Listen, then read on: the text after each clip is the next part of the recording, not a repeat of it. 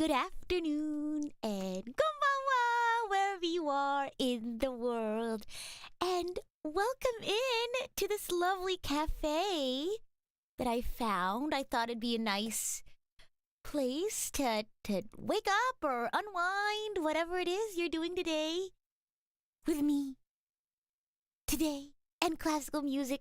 Welcome in! Hello, welcome in Alex Jones saying RV, Blazer Breaker, Grow, Ren, Meridan, Advent, Demon Warrior, Uncle Red, welcome in!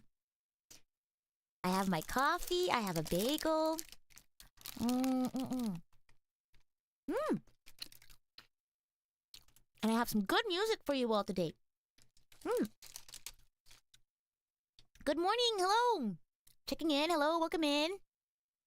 If you don't know what we're doing today, we're going to be relaxing and listening to some, I don't know if I would say they're my favorites. They're just the ones that popped up in my head first, when I was putting together a list of classical music I wanted to listen to with you all and just enjoy. What kind of coffee and bagel? So I have like a cinnamon sugar bagel with some sour cream. It's like a honey something sour cream. And I have some, like a hot mocha. Warm tea sounds nice. Yeah, news. Do I have news? Did I say I have news today? I guess my news is I slept like a lot last night. I did wake up earlier. I think it's because of the time change. But I woke up and I like stayed in bed for an extra like hour and a half. I started reading this Korean webtoon because my friend, she's really into it, and I told her I'd start reading it. It's really spooky. It's the premise of the story is this guy. Well, we'll see if you all can guess it. For those who read webtoons, I know, an extra hour of sleep. So I guess that's why it was okay that I stayed an extra hour and a half in bed. But it's a webtoon I stayed in bed reading. The premise of the story is this guy who has been reading this web novel for 10 years. I'm going to explain it first and see if anyone can guess it, and then I'll share the title. He's been reading this web novel for 10 years, and at first it was really popular, but then after a while, like after chapter 50, 60, 70, he ended up being like the only reader, and there's like 3,000 chapters of this web novel. And the day comes when it's the last chapter of, you got it, exactly, yeah, that is exactly it. He ends up like, he's like the only reader for like thousands of chapters, because it's like 3,000 chapters. And he reads the last chapter, and it's just like this short note that's like, thank you so much for your patronage. Here's something that'll help you out. Because he was like, my web novel's going to be monetized soon. Thank you for reading, whatever. And then all of a sudden, clock strikes 7 p.m. and like the world basically turns upside down. And I just started, by the way, so I am not by any means caught up. So no spoilers. But yeah, like basically like these like creatures, and basically the end of the world begins. Yeah, so it's omniscient reader's viewpoint, ORV. So I went ahead and started that, and I hope to get caught up with that because my friend is really into it. So then I could talk about it with her.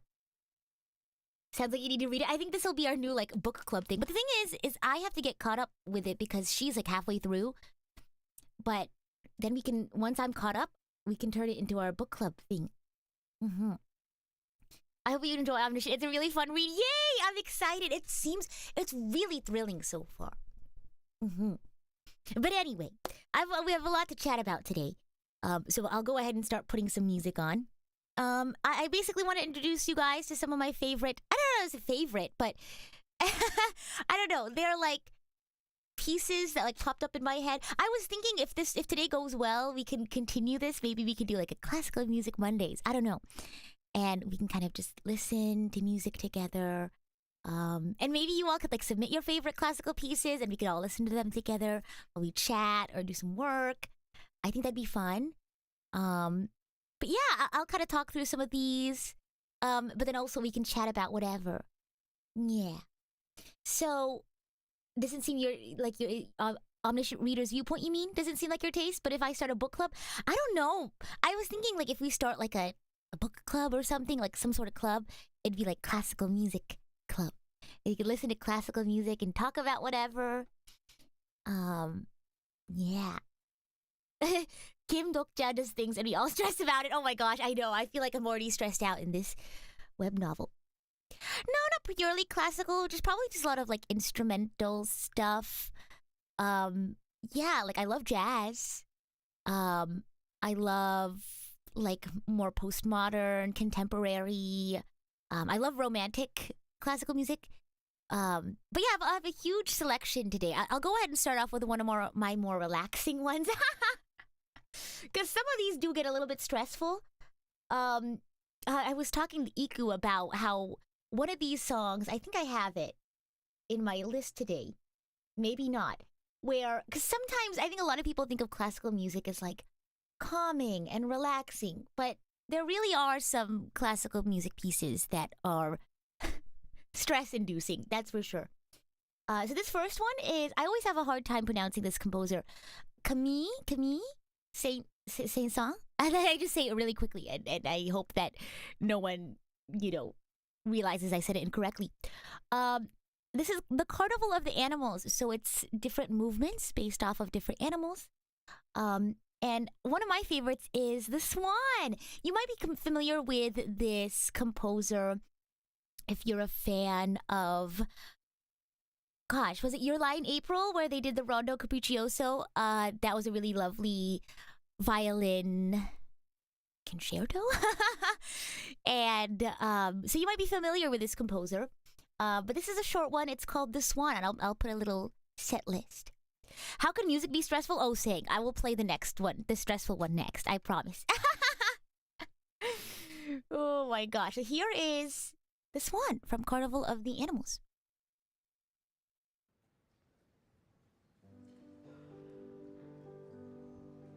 So beautiful, isn't it?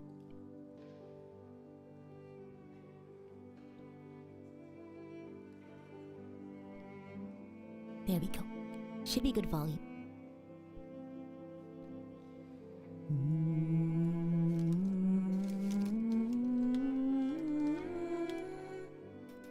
I love cello. Like if I didn't play viola, I would play cello. I know I get very emotional when it comes to music. Oh, absolutely.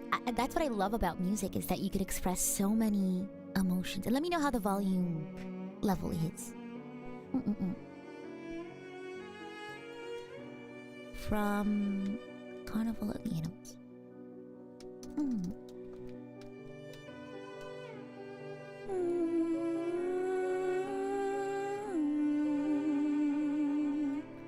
Like I feel like this is what I would listen to if I was just sitting by like a lake in the early morning and it's like a little chilly and you're just enjoying the beauty of the earth. I love cello. They say cello is the closest to like human voice. I know, it's so peaceful, I feel. And what I get to enjoy that you all don't get to see is I actually also get to watch the video of them performing. But there's this feeling that you get as like a live musician that you only really get to experience if you've done it yourself. Like watching it, yes, you can kind of like understand to a certain degree like that connection that like, for example, a soloist and accompanist has. But if you get the chance to sit in an orchestra and perform with people, it's a totally different like experience. Just to feel connected with another human like that. Like no words, like you don't even have to look at each other, but you breathe together, you make music together. I don't know, I feel like music and making music is part of what made me like feel so connected to other people. Like easily. I don't know. So beautiful. And Marco, thank you so much for the super sticker. I did get some coffee. I got a hot mocha. I know. I feel like it's very much... I feel like I could totally write like a poem or a story or something. That's what I'm going to do for the Donothon audiobook. I think I might pick like a classical music piece and write something to it. Welcome in! Nice to meet you as well! Oh my gosh. Advin says that whole thing about chilling by a lake, that's what amazes me about music. How does someone make a sound, tell a story, convey imagery? It's such a cool skill, isn't it? Yeah, exactly. See, I feel like creating any sort of art, you just feel so connected to each other. And that's what I love about making art. Eatman says we barely started and this is the most relaxing stream so far. Should I play the stressful stuff right now?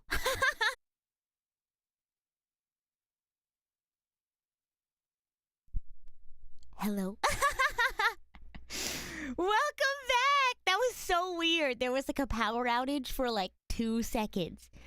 Welcome back! How's everyone doing? Let me go ahead and make sure my... whatchamacallit? My next video is queued up. I hope that you know, set up a good anticipation for the next piece. Oh my gosh! Oh my goodness. Welcome back. Happy to be back. I'll give everyone a second to get settled. We are so back. Oh my gosh. Welcome back. You're watching one of my shorts? Oh, the one where the well one. Oh my gosh, that one was so intense. Yeah, I mean, at least it didn't last like longer than a few seconds. Let me go ahead and get this next. I guess there was like a little power outage because my light also like... I know. I guess I really scared the power grid with this next piece. Okay, I have to pull it up again. Might take a second. So I actually got the chance to play this one before.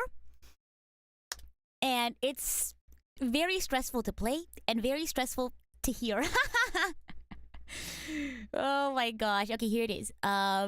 This one's really stressful. I might have played it for you guys before. It's a specific movement though. The Allegro. I think this is it. Okay, so I kind of have to have you listen to a little bit of the beginning because it's 2 movements. It's the first and the second movement. And you kind of need to listen a little bit to the first part. I'll go ahead and put the title so you know. So this is Shostakovich's String Quartet number 8. I never actually got to perform this one. I've only ever gotten to practice it with like a quartet. It's really fun though. It's really stressful to play. You feel like you're constantly on edge.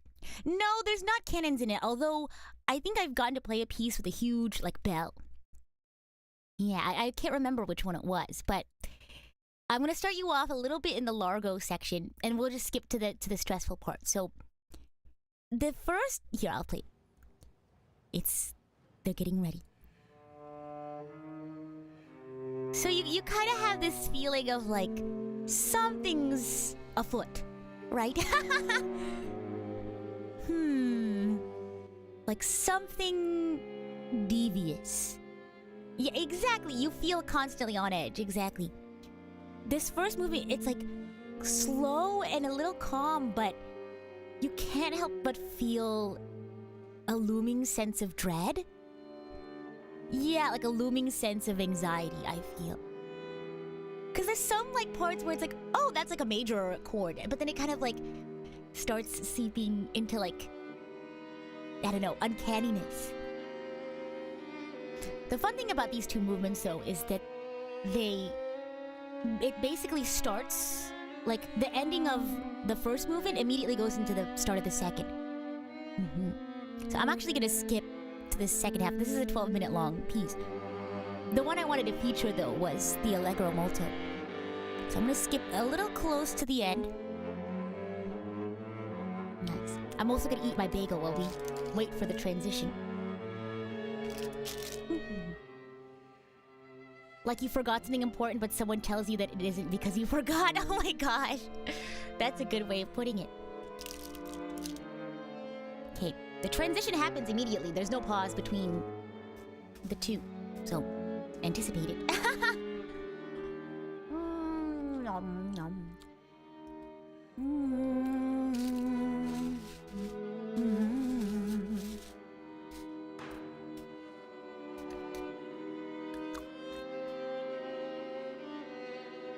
Oh, it's happening soon.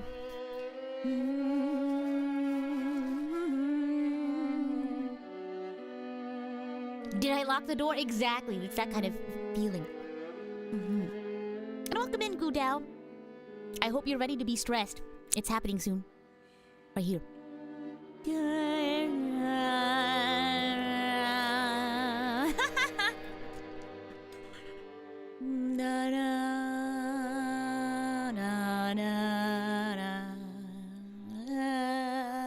Here it is. It is.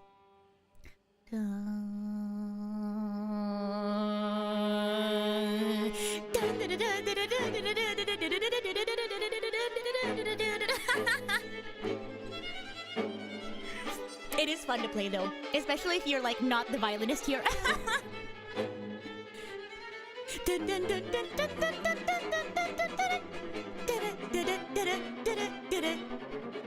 But then it goes over to the violoncello to play.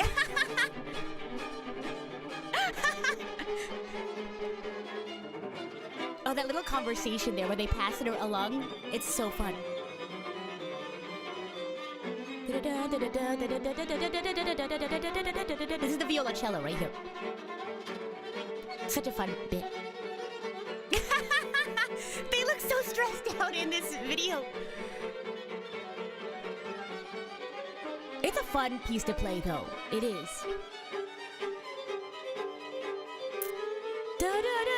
This part.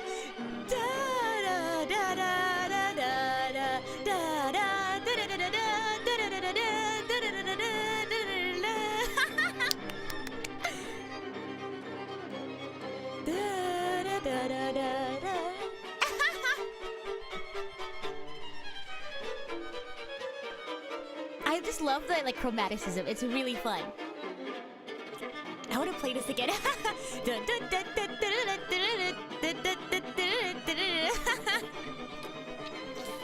Get faster, run faster, exactly.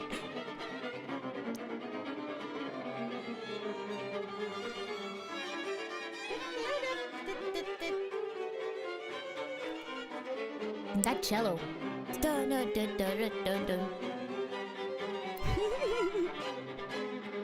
Yeah, viola, let's go! Viola solo!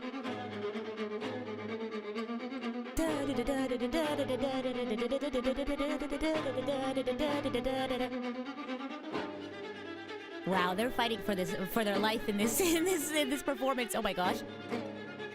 Wow! Wow! What I love is that it's so fun.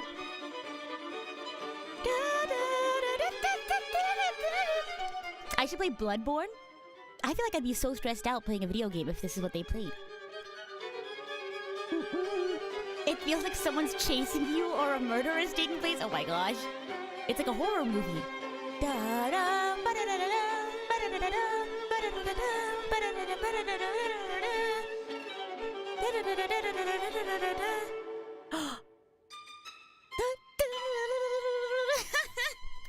I love this part actually. Oh, there we go. I love that bit. Yay! Yippee!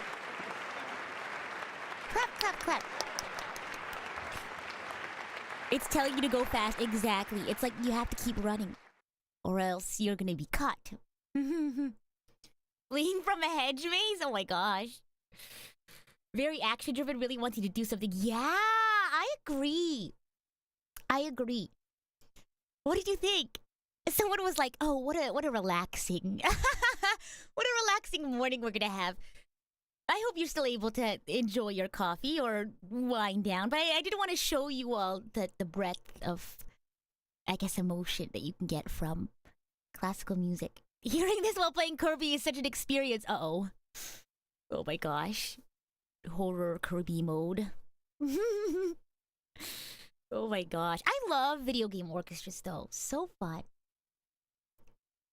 How an entire fandom can be moved by the sound of 3 piano notes? What notes are those? What notes are they? I now understand what you meant by classical music that is stressful. See, I did explain it right, didn't I? But the next one will be not completely relaxing, I think. This next one is by Ravel. I think this one would classify maybe more, well, let me see, because it's, I would say a word to describe it is pastoral. I don't know how to I think it's called the American Quartet. Yeah. It should keep me up a bit at least. Oh no! Gosh. So this is called the American, I think it's called the American Quartet. I can't recall, but it's very like pastoral. In my head, there's very like, there's parts of it that feel very like, whatchamacallit? Like you're in a pasture. Oh my gosh. So it's very, let me see if I can find readings about it. Because so I've gone to perform this before, which is why it's one of my favorites. There's fun parts to it. I'll read a background here. This is from Wikipedia. I'm looking. So this was composed in 1903 and performed for the first time in 1904. So, early 1900s. Oh my gosh, I was about to say, I was like, no wonder I really like this piece. So Ravel, so this is by Maurice Ravel. It's a string quartet in F major. It says, the quartet structure is modeled on that of Claude Debussy, or Debussy. I don't know how you say it. I've heard it in many ways over the years. His string quartet, written in 1893, although Ravel's musical ideas strongly contrast with Debussy's. Debussy admired Ravel's piece rather more than did its dedicatee, Ravel's teacher, Foire. Interesting. So 4 movements. This is a long one. A lot of classical music pieces are very long. When I say like, oh, it's just 12 minutes, people are like, 12 minutes? Well, one of the songs on this list is 45 minutes. So we may or may not listen to all of that. We may just listen to one movement today. But this is Maurice Ravel's string quartet in F. And I actually have my old sheet music for it for when I performed it. So I'm gonna follow along. And we're gonna have fun. Maurice Ravel's I don't have any like naming structure for these. Ravel string quartet in F major. 45 minutes? Yeah, try playing for 45 minutes. It's really intense. But a lot of like some musicals though you perform for like 3 hours straight. Not all musicals are music all the way through from the beginning to the end. Most musicals, I would say, have plenty of like rest for the orchestra, but some musicals are just completely entirely music and you don't stop playing. So let me go ahead and play this next one by Ravel. Don't get me started on Violet Evergarden's orchestra. I should listen because I love Violet Evergarden. It made me sad. That anime. Okay, here we go. Oh, let me get my sheet music out too. I need to start over so I don't get lost. I'm reading the sheet music while we do this. Bum bum. Bum bum. It's how many pieces of sheet music? 3?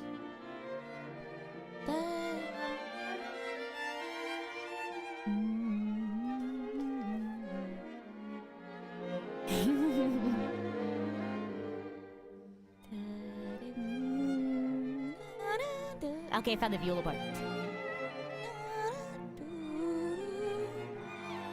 Oh, that beautiful swell. It does get a little stressful at some parts, I will have to say. Right?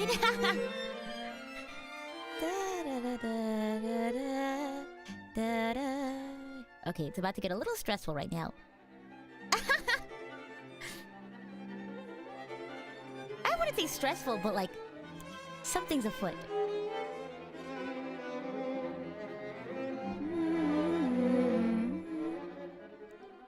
That's a tough part for the viola.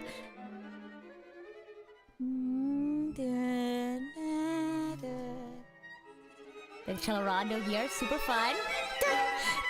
I love that conversation here, and then it goes.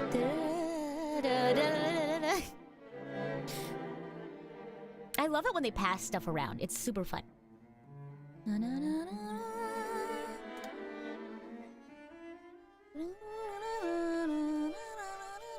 Classical's so good.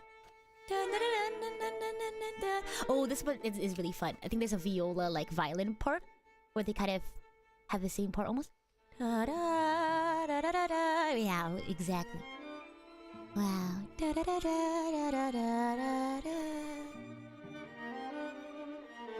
Wow. Oh, I love that. I love that. Beautiful arpeggio.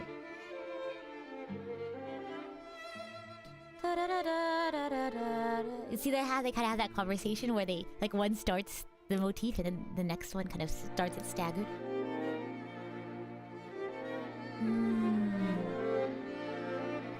Beautiful. You almost can hear words, right, in the music? Where are you? Well, whenever I listen to this song, I think of like a pasture. Like, it's very pastoral.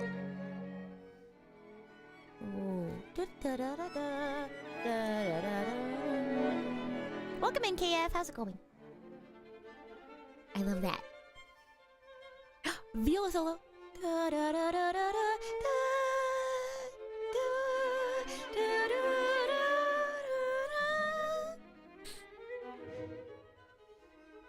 And then it passes over to the cello and the violin to have a little moment to shine.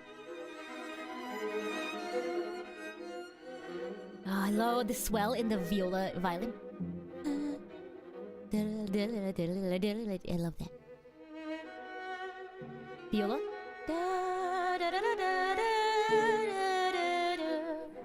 Oh, the pits here is so fun. Oh, yes. Oh, this is such a fun part to do. Viola.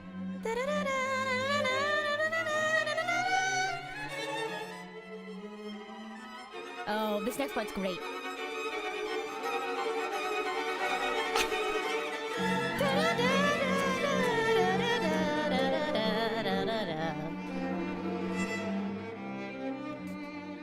Beautiful, isn't it?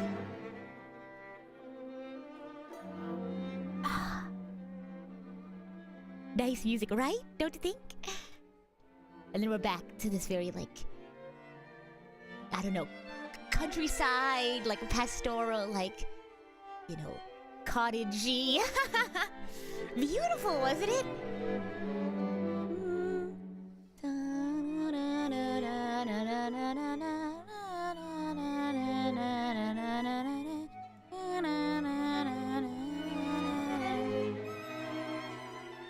And here we go. Very, like, calm, right?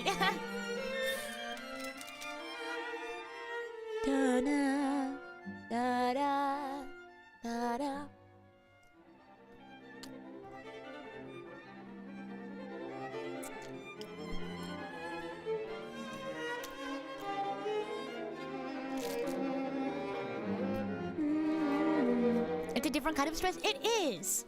It's like, not this part specifically, but some parts it just feels like you're listening to the chaos of, like, everyday life. Not this, oh gosh.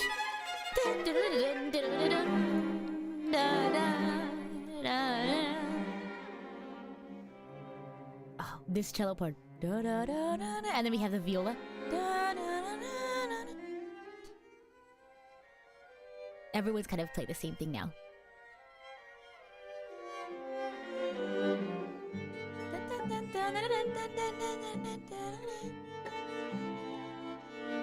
Oh, here we go. So this is a viola violin moment.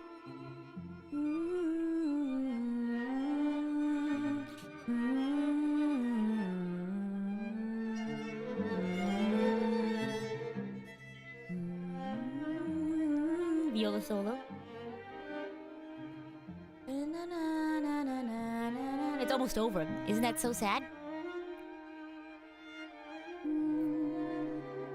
It's like the stress of being chased versus the stress of paying taxes on time. Exactly. So it's almost over. We're about a minute out from the end. Didn't that pass by so quickly? Can I play all of these viola pieces? Probably not right now, but I used to be able to. Yeah. I've played the Shostakovich String Quartet and this piece before. Which is why I know it so well.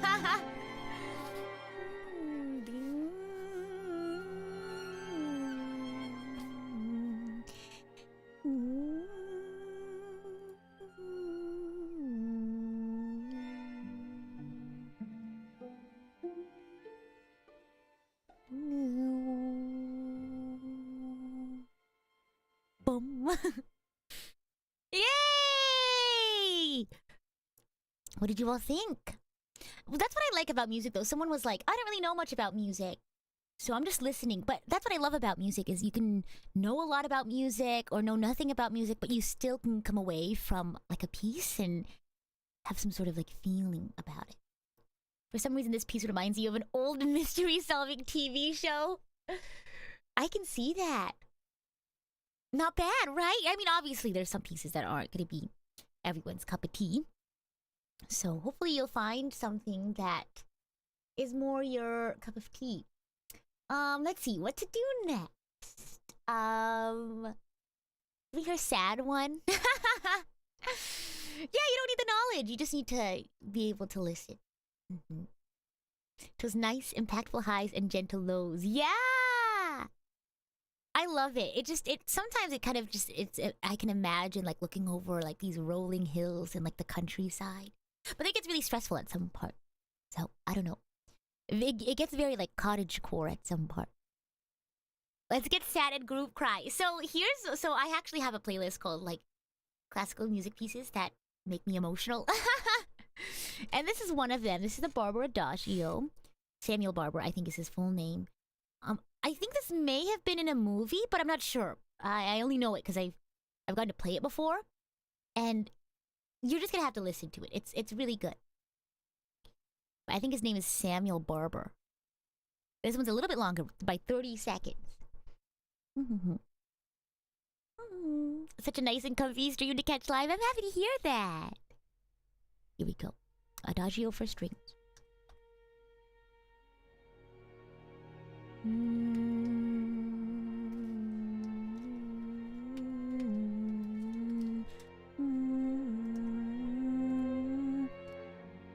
If you already feel like your heart like tightening up, it's gonna be like that for the entire piece.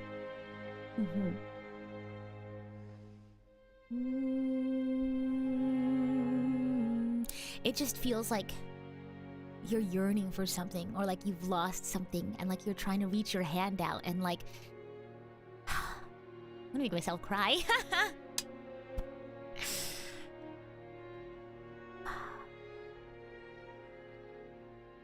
It's like, I don't know what it is, but sometimes it's like it's so easy to like write a story in your head.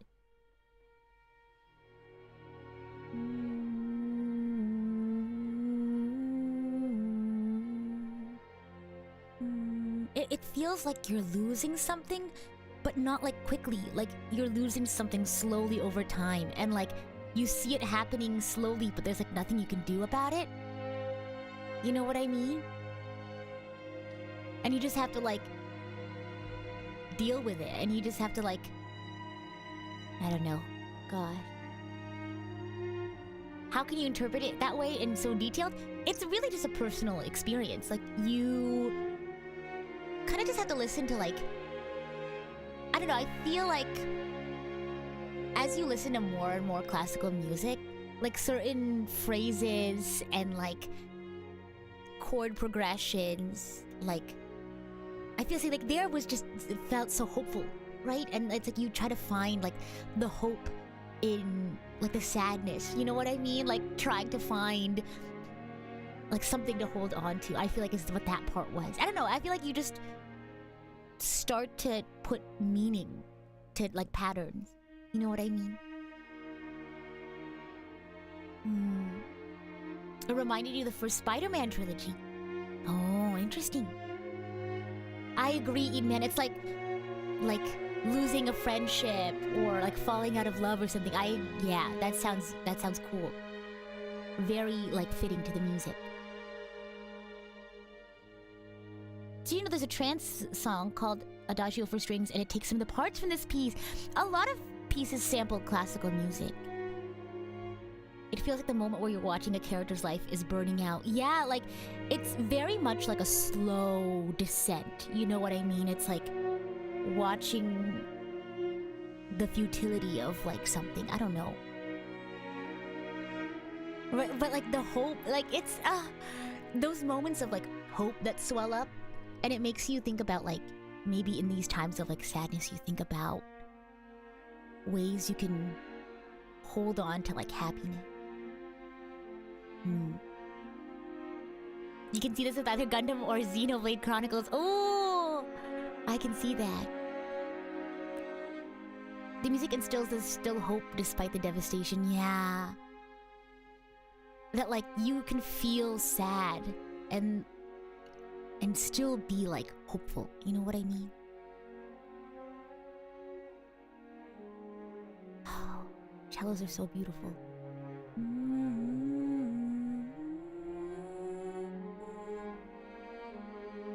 So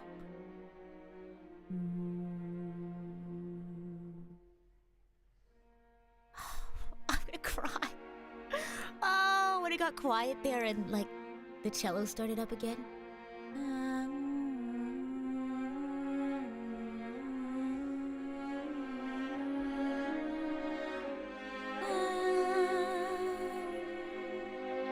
Welcome to Idol Coach Ship, Kiryu. Welcome in. Yeah, we're listening to music. Hope you enjoy. I'm glad you like this piece. You can definitely see it fitting XC3. Oh my gosh. Stop before I write like a fan fiction or something based off of this piece. Wow. Wow. Oh, see that little moment of hope there. It's just...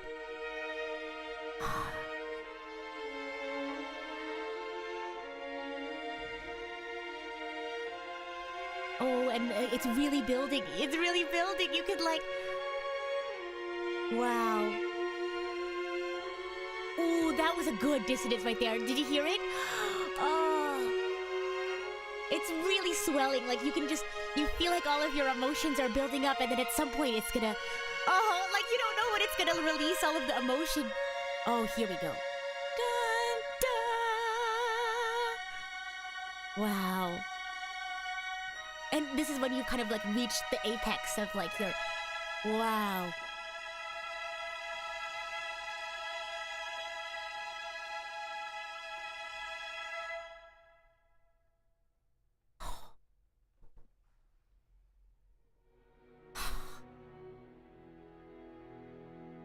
Yeah, Derek, that I see that. Like that's like the crux of like imagine, you know how you were saying before, like watching something happen in slow motion, and that was like the moment that it finally happened. And it's something that you've been anticipating and stressing about and being anxious about has finally occurred. And now you have to sit there with like your feeling. God. And then they return to this da da da da da da. God. Oh, it's just a constant building, which I love. Like, oh, do you hear how they breathe together? That's what beautiful, beautiful.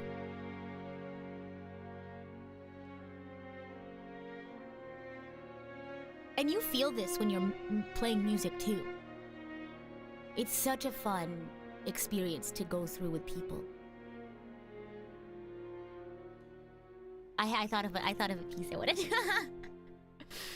after. We'll do a fun one after this.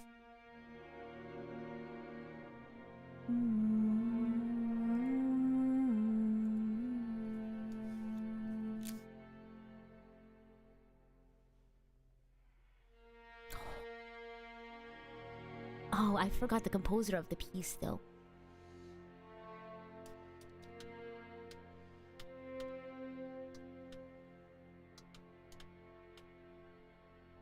Different in experience, I guess. I can't seem to feel the same way, or at least the same intensity. I think everyone just has like different, whatchamacallit, like experiences and responses to music.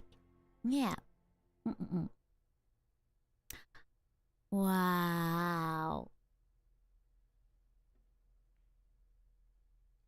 Wow! Isn't that beautiful? That was the Barber Adagio. Samuel Barber's Adagio for Strings. Yippee! Oh my gosh. Okay, so now, I'm trying to think of this next one. It's gonna be more fun. And it's a polka, but I can't remember the composer or the title. I think it was played Vienna Philharmonic New Year's concert. Polka? Oh gosh. It was a polka. The Vienna Philharmonic did it once for their New Year's concert. They laugh in it, which is why I wanted to do it. It goes, ha, ha, ha, ha, da. Oh my gosh. Polkas are so fun. I love... Who was it? It was a polka. Oh my gosh. Who did, oh my gosh. Who is... Oh my gosh. This is so... I'm gonna look for it. I promise. I'm gonna find it. I feel like I just performed a polka too. And no worries, Uncle Red. Thanks for stopping by. That reminded me of how brilliantly Xenoblade uses its music to tie to the storytelling. I've definitely cried in Xenoblade, not just because of the story, but because of the music too. Yeah. Yeah, exactly. The beauty of art in a nutshell. Everyone experiences it a bit differently. Exactly. That's why I feel like sometimes people who who study art, I guess, like when they first start studying art, they kind of get hung up on like being super technical. I think it's important to like be able to give voice to, what you're experiencing. So like learning verbiage to describe that, I think is important. But at the end of the day, there's no right or wrong way to interpret art, right? I feel like it's different for everybody. Is it Strauss? Is it Strauss that I'm thinking of? Hold on. I'm gonna listen to it real quickly. I'm gonna listen and see if this is the one. Is this it? No, it's one of their... Oh, let me just go to Vienna Philharmonic New Year's concert. It's not like a recent one, I don't think. It is on the tip of my tongue. It's not that. It's a polka, if I remember correctly. They go ha ha ha ha da, da, da, da. That's what I remember. Is it this one? Oh my gosh. Polka song where you laugh. Oh my gosh. The whole section that bridges chapters 5 and 6 is one of your favorite JRPG moments in recent memory. Oh my gosh, because of the music? Stop. I'm going to cry extra hard. Where am I in Xenoblade right now? I am... Oh, here. I'm going to just go to a playlist, maybe. In the meantime, I'll go ahead and play another one of my pieces. I'm going to do a fun one. I'm trying to think of a fun one. Have I watched Sound Euphonium? I watched a little bit of it. I feel like I could appreciate it to some degree, but I think I ended up watching something else, and I ended up getting torn away from Sound Euphonium. But I think what I really appreciated about Sound Euphonium is like the experience, like seeing the experience of like being like new to something or like improving like at an instrument. I think I could really relate to that. So I don't know. I feel like I really related to that a lot. But I think it was like the timing wasn't good because I was watching something else too, and it just happened to like take up my time, if that makes sense. Yeah. Okay, let me see. Let's do a fun one.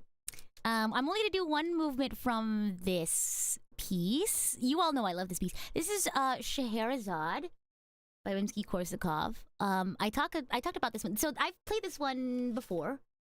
Different like levels, I guess, of difficulty. So I've played like a kiddie version of it, and I've played the full symphony before too. But it's a really lovely piece. I suggest you go listen to the entire thing. But we're gonna listen to movement 4 together. This is the Festival at Baghdad. I think this is the most exciting part. We're gonna talk a little bit about before we get started. I do want to talk a little bit about the motifs of Scheherazade, because I feel like that's a huge part of the story. So if you've ever listened, or if you know about the story of the 1001 Nights, essentially, a lady named Scheherazade was like a storyteller, and she was one of the many, I guess, wives of the Sultan, who was this really bad guy, and he would like kill his wives whenever he was bored of them. I know, scary, tragic, even. And Scheherazade, knowing that was her fate, would tell stories to the Sultan. And every night she would end the stories on a cliffhanger, right? So this is the 1001 Nights. She would end the story on a cliffhanger, so that the Sultan would want to keep her alive, to hear the rest of the story. And then she would start a new story and end it again on a cliffhanger. So there's two main motifs that you want to listen for. The first one being the Sultan's motif, and it goes bum bum bum bum bum bum bum bum bum. Yeah, Team Star Kid. So yeah, they basically made like a Wicked, but it's twisted. It's on YouTube. I think you can watch it. Yeah. I say because I just recently watched their newest musical, Nerdy Prudes Must Die. It was by Team Star Kid. It's all on YouTube. You should check it out. But yeah, so you'll hear the Sultan's motif. You'll hear it differently amongst the different movements. So the first one that I sang just now, that's the beginning one. You hear bum bum bum bum bum bum bum bum bum. But in the Festival of Baghdad, you'll hear it a lot more like fast paced. You'll hear it more like bum bum bum ba-da-da-dum ba-da-da-da-dum ba-da-da-dum is how you'll usually probably hear it in the fourth movement. And then you'll hear Scheherazade's motif, which is usually like a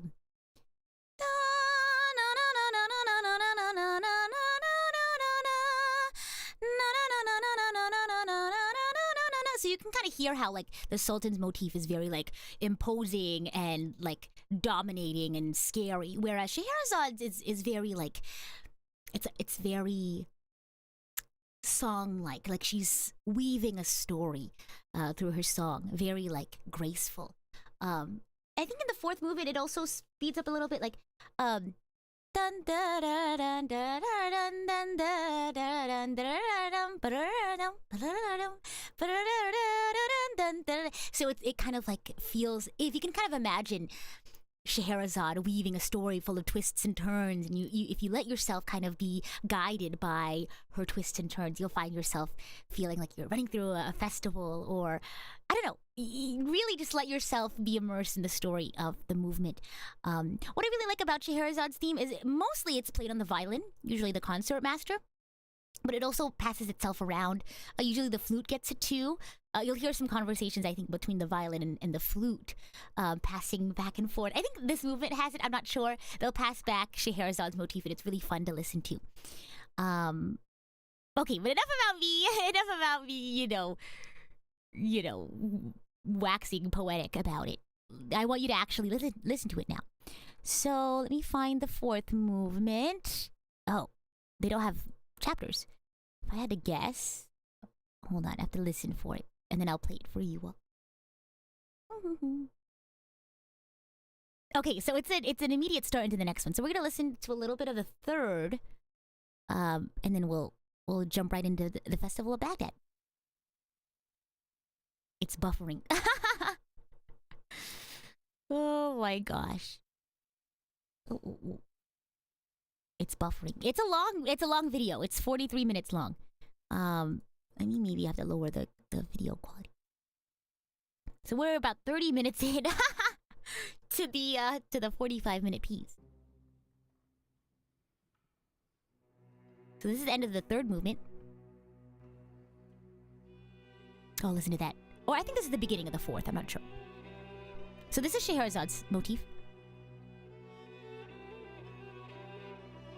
Oh wait, sorry. Can I point out? So you kind of hear there's a lot of like double stops, even triple stops, quadruple stops, if I may even be so bold. And you kind of hear the da da da da da. I want to kind of first of all play what it sounds like in the beginning, so you can see the different ways that it like differs. Scheherazade's motif. So this is the very beginning of the piece. And here's Scheherazade being introduced.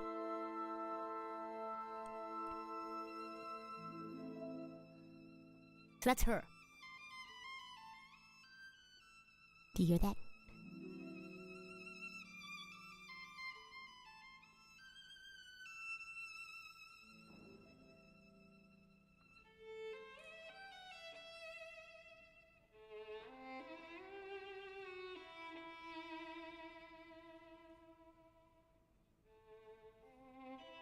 You've heard this one before? I probably played it for you all before.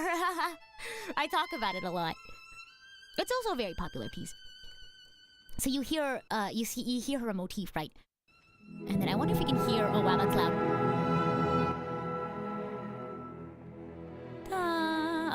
Sinbad in the Sea is such a great movement. You'll hear the Sultan's motif in a little bit, but now we can go back to the fourth movement and listen to what it sounds like now. It's like a lot more intense, right?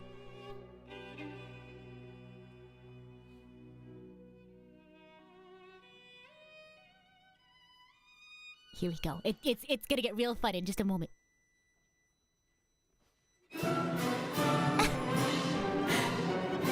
The levels are crazy in this one.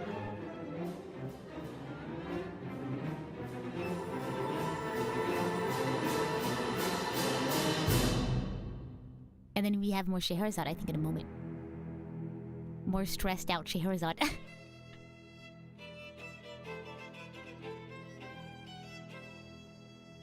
Those double stops, crazy.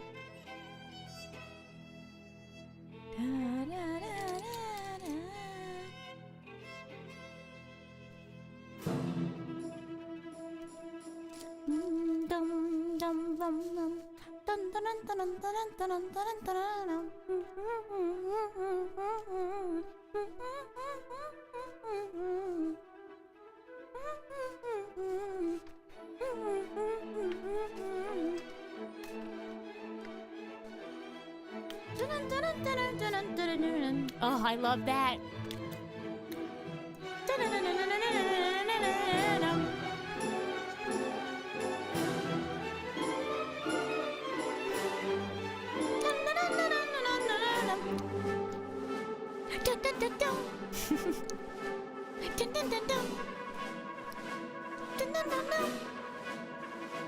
Doesn't it just feel like you're like being thrown into a festival?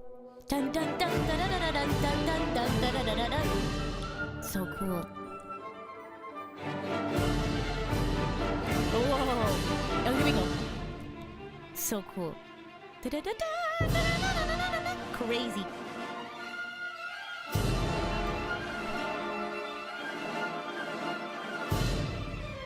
Oh, here we go. This is where I feel like the fun part is.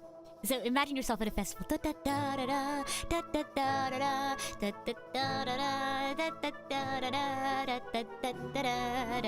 Just imagine like you're running through the streets of like a really fun festival. And you it's like you're playing a fun little game of tag.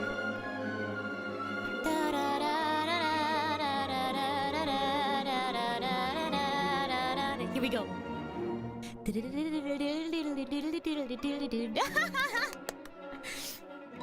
I love this piece.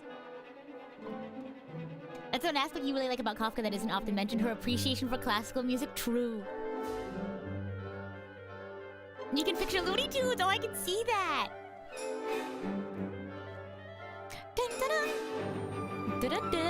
Oh, I love this piece so much.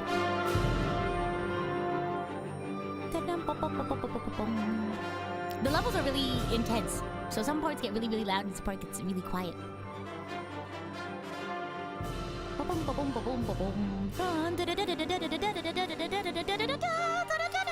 That's so fun! Oh, I would love to play this again. I never actually got to perform this. I've only gotten to practice it in full. But maybe one day.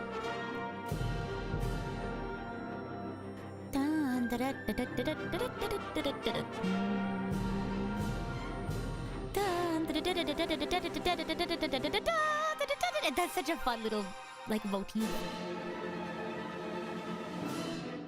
But here's the Sultan's theme, remember?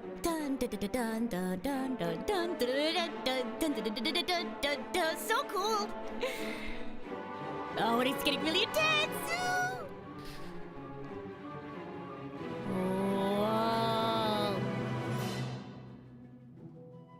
Oh. Little conversations going on. Wow. Oh yeah, a lot of old cartoons use classical music for sure. I miss it. Yeah. I wish they would do that now. Although I never really got into, like, old cartoons. I guess I'm not really a fan of the style. I don't know.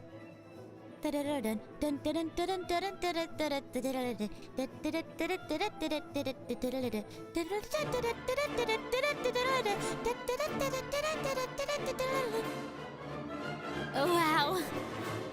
Right here it goes. That little conversation, I love it.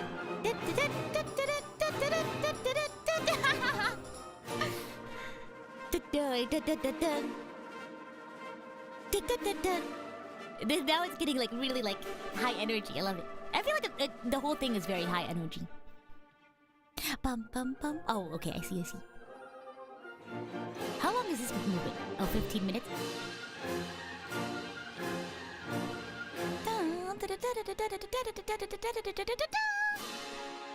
I love that. And then it's gonna go back to this. I wonder if it's... I know the next part.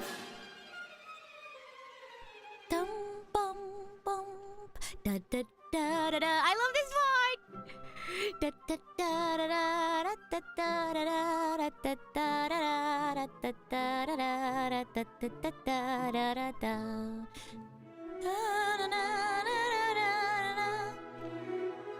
Old cartoons often create the skit, often speeches or very little speech to pair with their featured classical music piece. Yeah, I really like Little Einsteins. Welcome in, Raiders! I'm gonna lower the volume just a little bit. Welcome in, Raiders! I'm the idol to give you the wings to fly, Cyber Angel Rita Kamishiro at your service, and we're doing a little coffee and classical music moment here. We're currently listening to Scheherazade, Movement 4. And I'm kind of we're just chatting and about, well, the piece itself and just anything really. But yes, this is the 4th movement of Scheherazade, so please enjoy. I'll continue to talk about it. I'll talk about the story afterwards too. Oh yeah, how was the watch along? Yeah. Any classical music fans out there?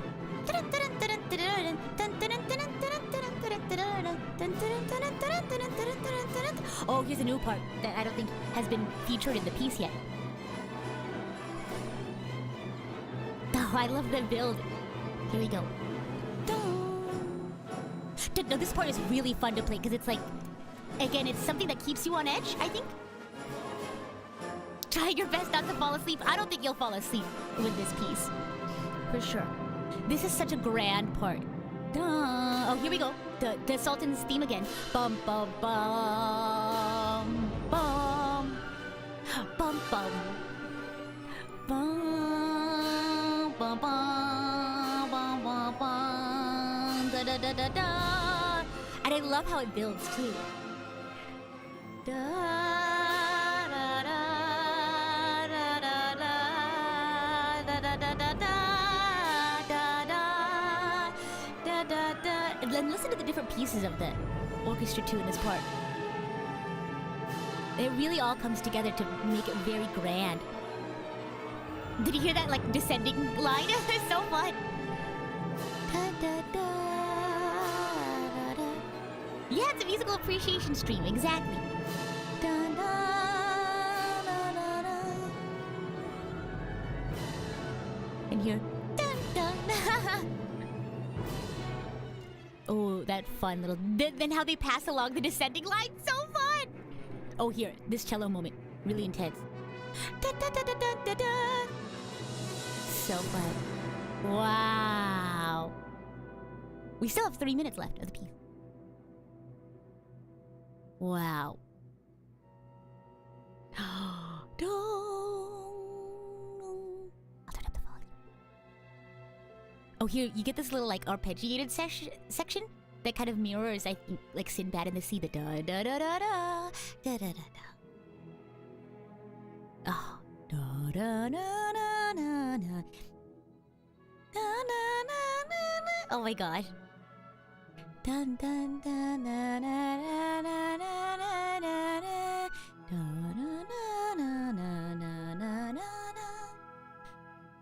And then we have Scheherazade's motif once more.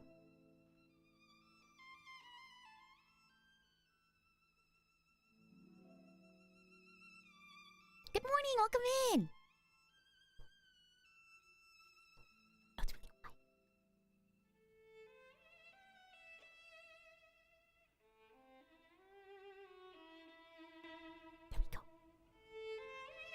There we go. Let me go back, because it goes from full orchestra to just the Scheherazade solo.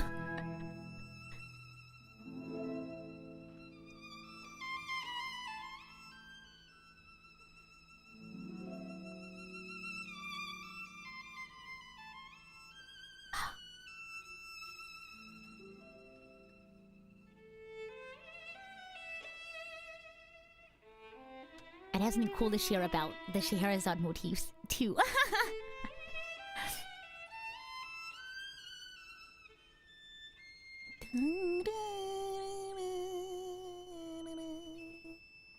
It's gonna get loud again.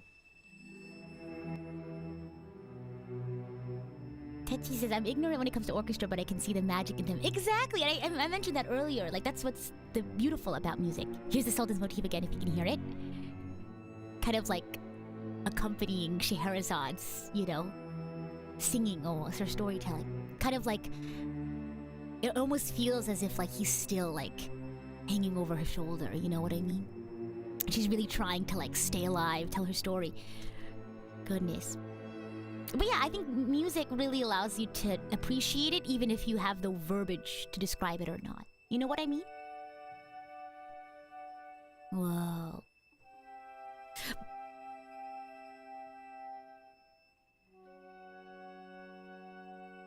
Wow. Dun, dun. I think she has another like noodling up and down. Here we go. Oh, and that low register too, so beautiful.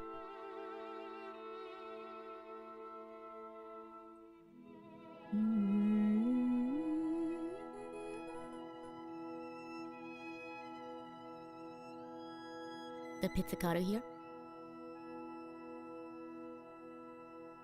Plum. Wow. Plum.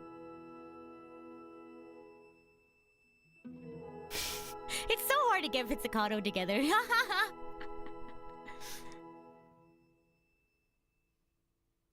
And that's it! That was the fourth movement of Scheherazade. Now, I really... Okay, so for those who didn't come in to hear the story. So, the 1001 Nights, at least this piece is based off of how there's this evil sultan who had, like, would, like, constantly go through a bunch of, like, new wives, and whenever he got bored of them, he would, like, kill them or get rid of them. Scheherazade, becoming one of those wives, knew of her fate, and in order to avoid that fate, would tell stories every night to keep him interested, and would always end on a cliffhanger. And in order for the Sultan to be like, okay, I'm not going to get rid of you just yet because I want to know the end of the story. So that's the story of the 1001 Nights. She would tell different stories like Sinbad in the Sea, the Calendar Prince. There's all these different stories that she would tell in order to stay alive. So what I love about this piece is at the beginning of each movement, she almost like starts her. You'll hear a solo from Scheherazade to kind of kick off the movement, almost as if you can like imagine she's starting to tell her story, and it's kind of like it's almost like an entr'acte. I really like how like it sets the tone for the story she's about to tell in that movement. So at the beginning, and I think that at the bookend of they kind of bookend each movement with a solo from Scheherazade. It's that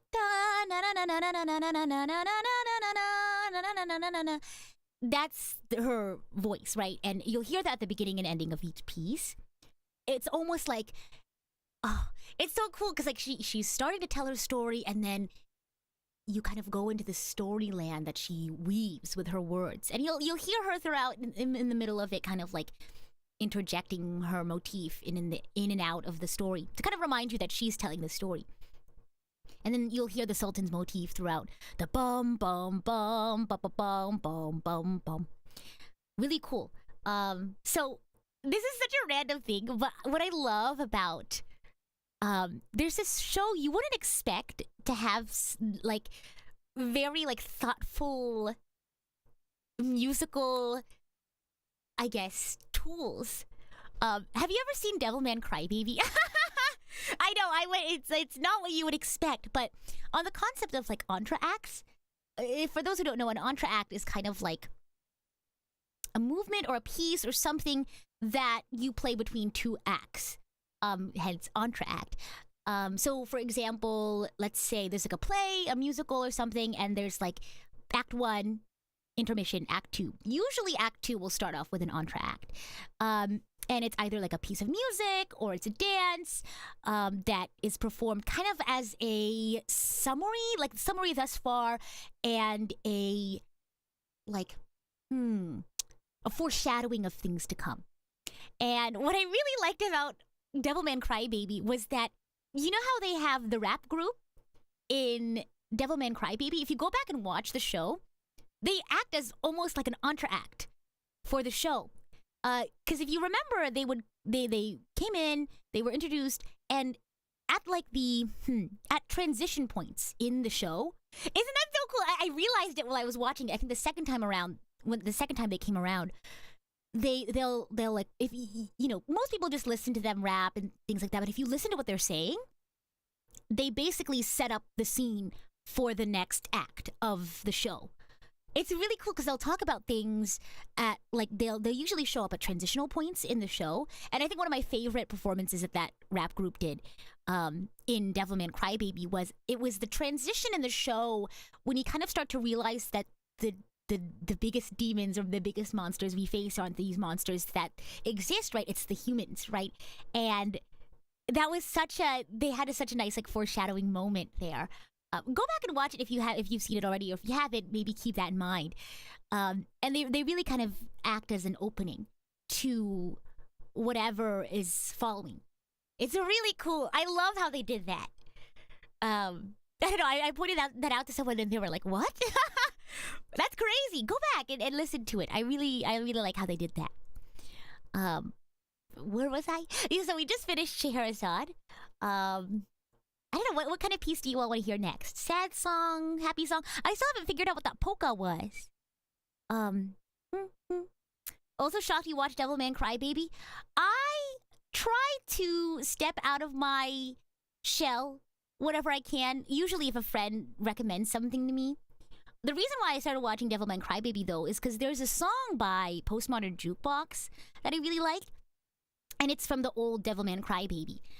Go search it up. It's called Devilman by Postmodern Jukebox. Really fun, jazzy number. And so I was like, okay, I really like this song. Might as well check out the show. Very different vibe. But I like what they had to say about how, like, humanity can be more evil than, like, monsters. Like, humanity is the real monster at the end of the day. Really interesting stuff. And again, I really liked how they did the musical entr'acte. I feel like a lot of the times we see, you know, I feel like a lot of people focus on the more, like, I guess, raunchy or, like, whatchamacallit, provocative parts of media, which makes sense, right? That's the parts that get the most reaction. But I like to try to like really understand the artistry behind some of the choices that like directors make. Of course, sometimes it's anime. It's just you just gotta enjoy it, right? And turn your brain off and be silly. But sometimes I like to really be critical of the media that I like watch, right? Yeah, because I'm not gonna watch like All Saints Street and be analyzing every single little. I want to enjoy it to be cozy and to have a laugh, right? Exactly. The story is very well done. Yeah, it was intense. It was pretty intense. But okay, let me know what you all want to listen to next. I still haven't figured out what the name of that polka was. I think it's an Offenbach. I think it's an Offenbach. Hold on. Let me see. Was it? I think so. We're gonna listen to a Offenbach, I think. Hold on. I have to find it. I don't remember the title. We have to listen to one. I think it'd be fun. You binge watched Devilman Crybaby in like 2 days and was emotionally moved by it in various confusing ways.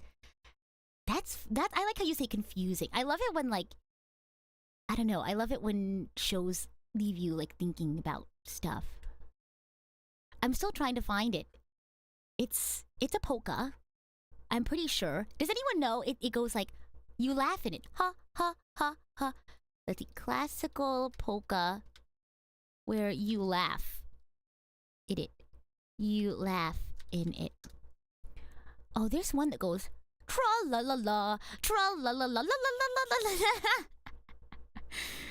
Oh my gosh. Was it? I think it was an Offenbach. Let's see. I guess not. What other? I guess we could. Oh, you probably know Offenbach by Orpheus in the Underworld. Can. You probably know what is the can. Da da da da da da da. Let's listen to it together. Why not? At least a little bit. Offenbach. I don't know. I just really like Offenbach's pieces. Wait, is this the one? Hold on. Oh no, this is still Orpheus in the Underworld. Okay, here we go. I don't know much about classical music. The only one that I know is Peter and the Wolf because of your mom. Peter and the Wolf is great. I see what I love about. I think it's like Peter and the Wolf. They have like we should listen to it. Peter and the Wolf. They do this thing where I think they associate each instrument with an animal. Instrument animals. Let's see. Let's do it. Okay, so wow, I'm so glad you brought that up, Gadiel. So Peter and the Wolf, if you haven't listened to it, it's Peter and like a bunch of animals, right? So what I love about this piece is they portray each, I guess, animal through an instrument. So you might be familiar with kind of like how like in Ruby, each character kind of has their own genre or motif, or like how in Ruby, each character, or not Ruby, in Steven Universe, they have like each character has their own instrument. Like a lot of Pearl's music, you'll hear a lot of piano, and a lot of like maybe Amethyst music is like drum based. I can't really remember. But in Peter and the Wolf, you'll hear Peter's, I guess, voice or character portrayed by strings. The bird is the flute, the duck is played by the oboe, the cat is played by the clarinet. And it's really fun that they kind of took these tonal characteristics of each instrument and associated it with an instrument, because you'll hear it and you'll think, oh my gosh, that has to be the clarinet or that has to be the oboe because it reminds me of this animal. So let's see if I can find a copy of Peter and the Wolf that we can listen to. Oh my gosh, it's been so long since I've listened to Peter and the Wolf. And then we'll listen to Offenbach. Peter and the Wolf.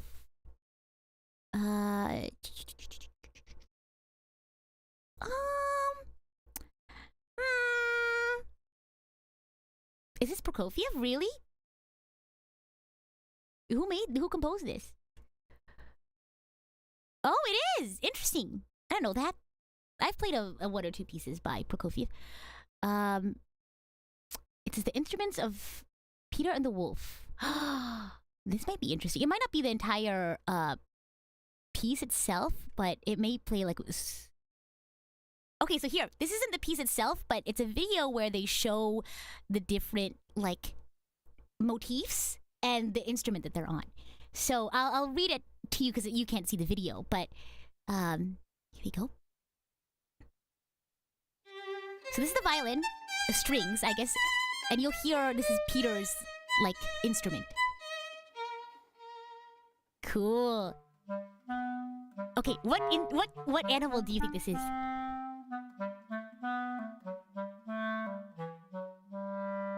One more time.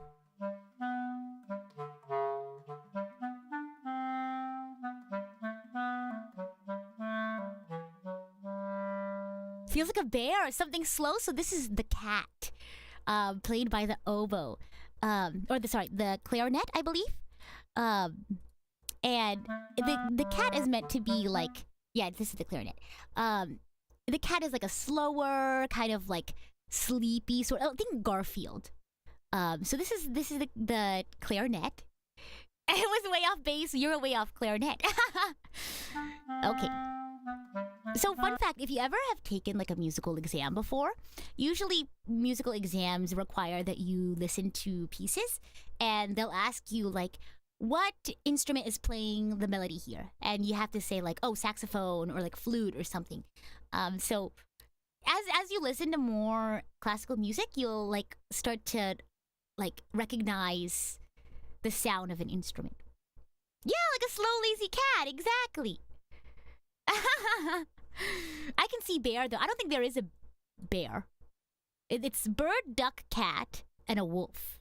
Hunters, Peter's grandpa. Okay, let's see what the next one is. This is still the cat. Da, da, da, da, da, da, da, da, da. It's been so long since I've listened to Peter and the Wolf.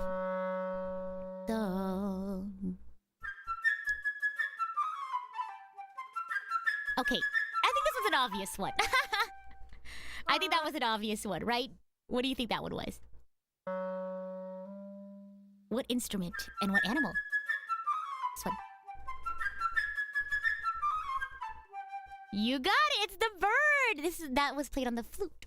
I think the flute-bird connection is the most, like, obvious. I think it's definitely, not obvious in that, like, oh, that's an easy one, but it's a natural connection, I think. Yeah. Because flutes just generally sound like birds already. Because they kind of sound like bird song. I love this. Is so much fun. I love talking about classical music. We should do this like regularly. What do you all think? And then you all can submit your favorite classical music pieces, and I can give my thoughts on them. I think that'd be so fun. Okay, here we go. Next one. I know what this one is. It's very, I think to me it's like mentally obvious what it would be.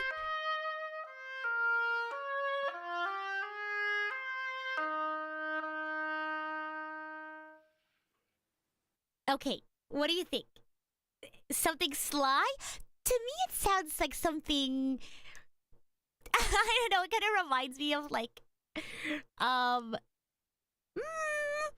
It kind of reminds me of like how Donald Duck talks.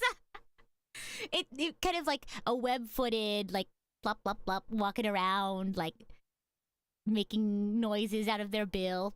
So that's the duck, played by the oboe.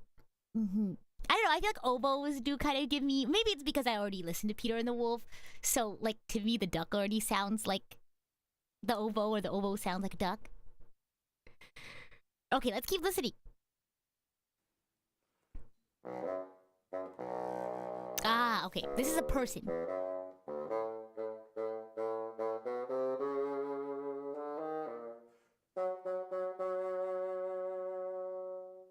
So that was the bassoon. And so that's not an animal. It's actually one of the characters. Yeah, that's Grandpa, exactly. Let's listen to it again. This is Peter's grandpa on the bassoon.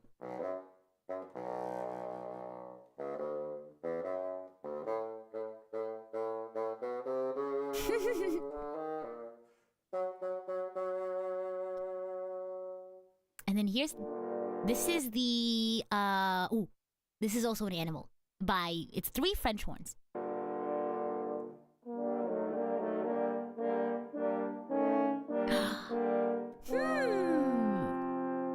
What is that one? What do you think that one is? You love Peter and the Wolf? You didn't play it last year? Hello, welcome in! That's so fun! It's been so long since... I don't think I've ever played Peter and the Wolf, but I've definitely listened to it. That's the wolf! That is the wolf! Yeah! So we went through... We did Peter, the bird, the duck, the cat, the grandfather, and the wolf. So let's keep hearing. I think there's one more instrument. Oh my gosh. So that's another character. That is on the timpani. Those are the hunters. So now that you know what the different instruments represent, go listen to Peter and the Wolf. Unfortunately don't have a copy of Peter and the Wolf that I can play for you all. But isn't that so fun? Oh my gosh. Thank you to whoever brought up Peter and the Wolf. Wow, I haven't listened to it in so long. I'm so glad you brought it up. You've only seen plays of it. We worked with a band and it was really cool. I love huge productions, working with... Oh, I have one. I hope I can find a copy of it that I can play. So this is... Oh my gosh. It's not the Sound of Music. It goes... Oh gosh.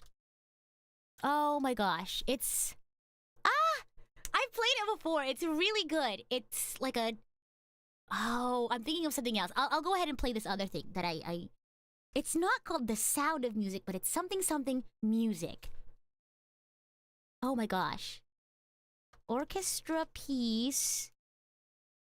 The blank of music. It's something like... Oh man. Okay, I'll have to go find it. We'll do it next time. But in the meantime, we'll do another one. This is... I hope I can find a piece of it. Oh my gosh. Now Variations on a Theme by Thomas Tallis.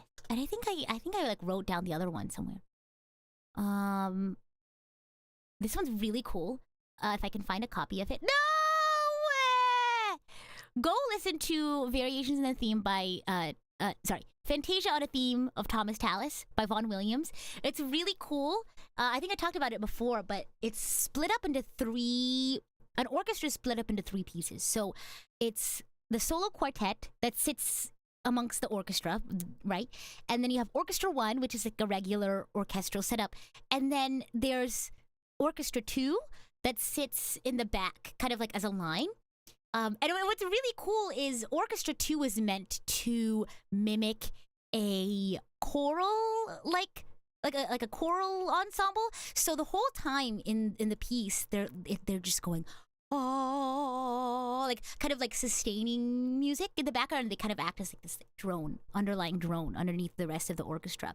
But definitely check it out. Unfortunately, I don't have a copy of Fantasia on a Theme by Thomas Tallis. So check it out. It's really cool. You think it played in Disney's Fantasia? Oh, maybe. I don't know. I've only ever gotten to perform it. I don't know where it's from. So probably in Fantasia. But welcome in for those who just popped in. This is we've listened to a couple of other things, but these are the ones that we listened to, I guess in its entirety. Let's see. Oh, I actually played this, I think, on a members only stream, so I guess I'll do it now.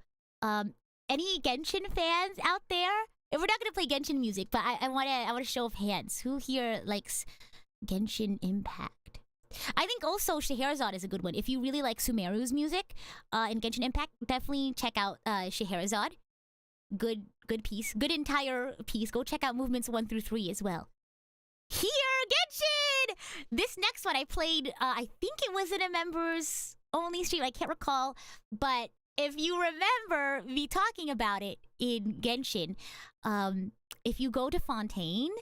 is specifically into the prison of Fontaine, the Fortress of Meripide, there's a piece that sounds a lot like this one. It reminds me of this piece. So one of my favorite waltzes, I think this one and the Sleeping Beauty waltz are probably my 2 favorite waltzes. This one's just really fun. And it reminds me of Fontaine. You just haven't started Fontaine yet. That's fair. Oh my gosh. This is what the vibe is in Fontaine. I'll show you. Okay. This is actually an accordion duet, which I think is really cool. Or accordion and violin. Yeah.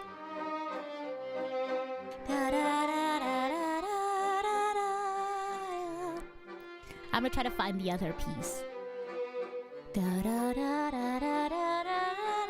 So normally this would be like a orchestral, like a string orchestra.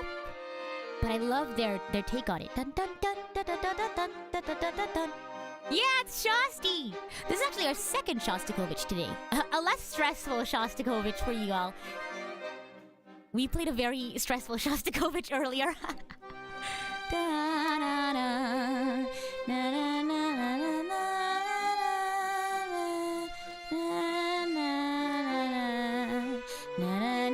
Doesn't it just remind you of Fontaine? Oh, you heard this in a Charlie Brown film. That's so fun. Oh, I found the other one that I was thinking of. I wonder if there's a piece that we can serenade the music. It's also by Vaughan Williams. That's why. Silly me. I love this like happier part. This is 100% Fontaine vibes. I feel like it's like the whatchamacallit. It's like the accordion that really gives it that extra thing. I found the Vaughan Williams! Oh my gosh! You guys, this is great. After this, we'll listen to the Vaughan Williams piece. And bye, Leakin! Thanks for stopping by!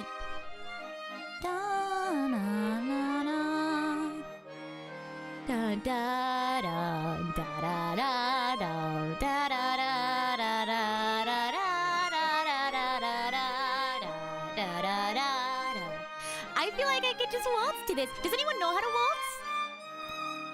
It's been a while since I've waltzed. Oh my gosh, I think I mentioned I wanted to waltz with one of the PRISM girls. I think it was Iku. I'll teach her how to waltz. Although, I only know how to be a follow in waltz. I never learned how to be a lead.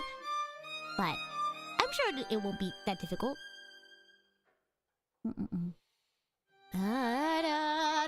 I want to wear like a ball gown and go to like a ballroom and do waltz.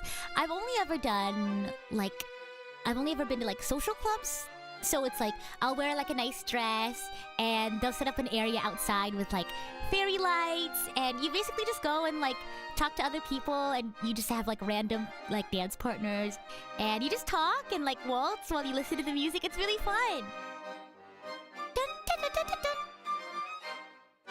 But there's two kinds of waltz that I know. One is a lot easier than the other. It's like cross-step waltz, I think, is the one that I find a lot easier. And then I think Viennese waltz, which is really like, it makes my head spin. Bully Rita Tsundere, she learns to waltz to take Iku to prom and write that into the next Prism High episode. Waltzes are so great. This piece is also reminiscent of Once Upon a December. Yeah, I can see that. Well, because also I feel like the music, it's like regionally the same. You know what I mean? Okay, remember how earlier I said I couldn't find the Fantasia? I think I found it. The Ralph Vaughan Williams. So, unfortunately, the other Ralph Vaughan Williams piece that I was talking about, Serenade to Music, I can't play for you all, so go search it up. It's called Serenade to Music. Really cool. It's a symphonic piece with a choir. Really awesome. But I'm going to play this one. This is Fantasia on a Theme by Thomas Tallis. Remember earlier I was talking about how they have the orchestra split up into 2 or 3 parts, I guess? This is that piece. So, let's listen to it together. Oh, it's 14 minutes. Beautiful. Wow. Okay, sorry, I'm already so excited. So basically, again, to rehash what I was saying, it's 3 parts. It's a string quartet that's part of the main orchestra, which is Orchestra 1, and they kind of play as a regular orchestra. But in the very back, there should be a row of 1 or 2 on each part, and they kind of act as this, like, throughout the whole piece, they kind of act as like a choral background to the rest of the orchestra, so you'll kind of hear it throughout the piece. So keep that in mind. Really cool.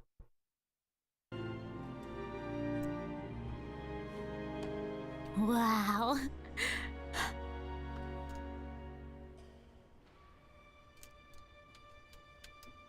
By Thomas Tallis. Whoa. Dun dum. Na, na, na, na, na, na, na, na, na. So cool. Dum bum bum. So you hear that? Da. That's orchestra 2 in the back. Da, da, da, da, da, da, da, da.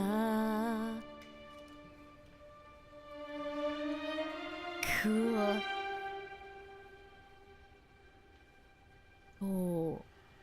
Da, da, da.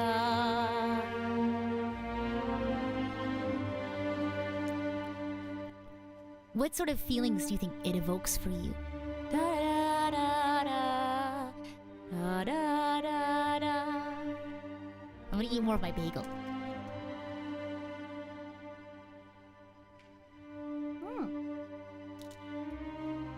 Oh, you like Vivaldi? I feel like I'm not a huge fan of Vivaldi. Like, I like the seasons, but I don't know. Not really my cup of tea.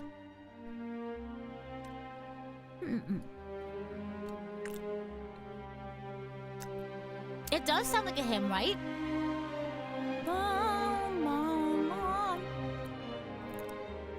But yeah, I'm not really a huge fan of... Just to kind of... I guess I don't really have to justify why I don't like an artist or not. I'm not really a huge fan of Baroque music. I don't know, it's... I don't know, it's just not my cup of tea. Isn't this so cool?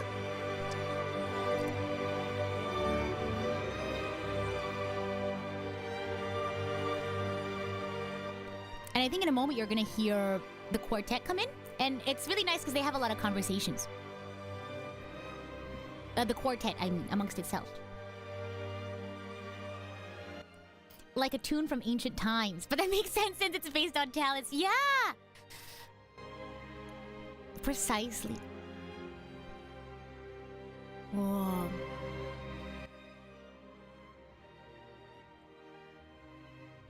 There we go. Sorry, I'm just trying to find a good volume. It's very majestic, I agree. Wow. But yeah, I'm not really like a huge fan of Baroque. Like, I'm not super... Oh. But I like Telemann. But I don't know. Like, Bach is okay. I'm not a huge fan of Vivaldi. Yeah. I'm more of like a romantic... I also like contemporary classical music. Yeah.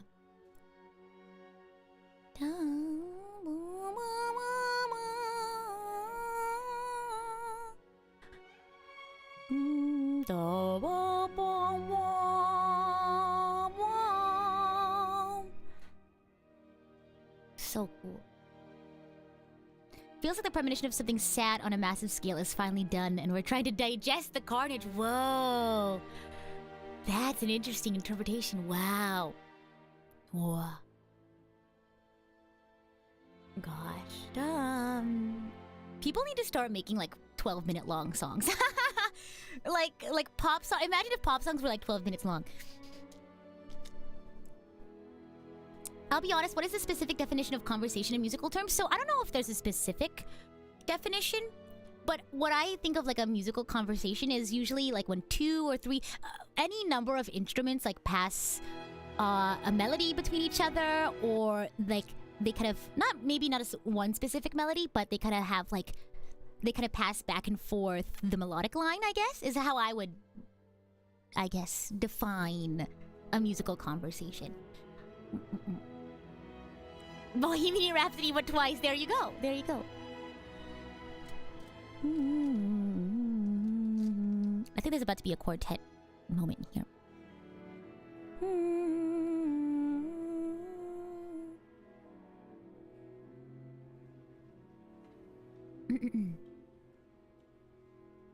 Here we go. Let's listen to it. So here, I would consider this. Let's. Is this a viola solo? This might be a viola solo. Da, da, da, da, da.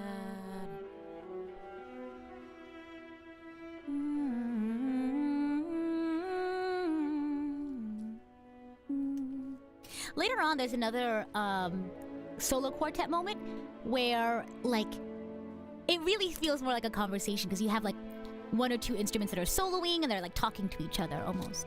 I'll show you whenever it comes up again. Songs would have to get more unique to justify longer lengths. Oh, here we go. This might be it. Is this a violin now? It's almost. It feels almost like a response because it's like the same sort of melody. I think the cello might come in and talk back. Or the viola, actually. See, almost like a response, and then they're gonna come back in.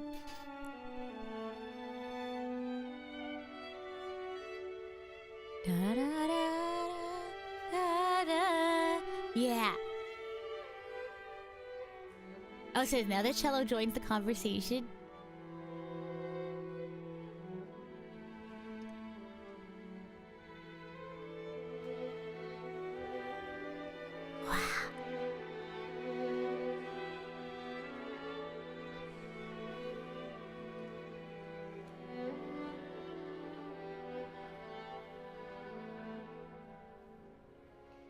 Yeah, so usually, like, sometimes they'll play the same part, or they'll pass, like, a motif back and forth, or they'll kind of have, like, some sort of, like... Oh, wow, that's beautiful. Da, da, da.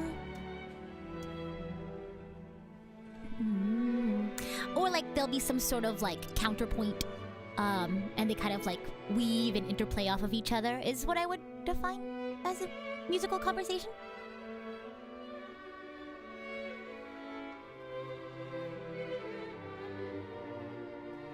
Doesn't it sound like they're talking to each other? Violin cautiously joins conversation. Sounds like a fun way to write direction. Exactly! And Mike Retail, thanks for stopping by. Honestly, I feel like I'd be mixed on longer songs. It's weird. I'm not a huge fan of Bohemian Rhapsody due to the changes in tone, but my favorite song, Red Like Roses, complete changes midway. They do that like in a lot of K-pop songs too. The first one that pops up in my head is aespa? Novice Calling. Dun, dun, dun, dun, dun. Go search. Oh, what's the song actually called? Next Level by aespa. And then NMIX is Dice, I think.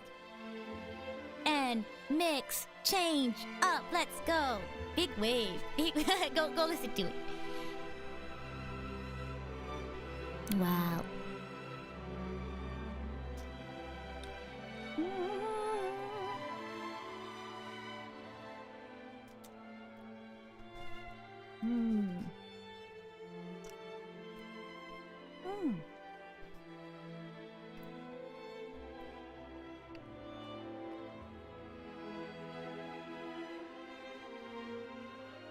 What's this music? It feels like we're sitting on a hill in Genshin, watching fireworks on display. Oh, I love that. I love that imagery.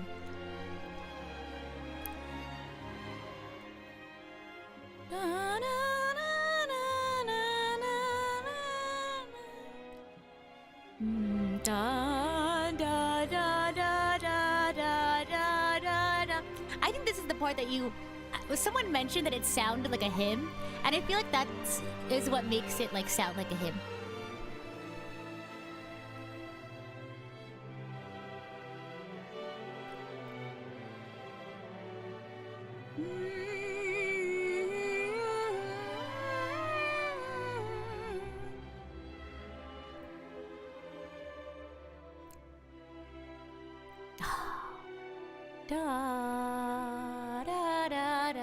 We still have 5 minutes left of the song.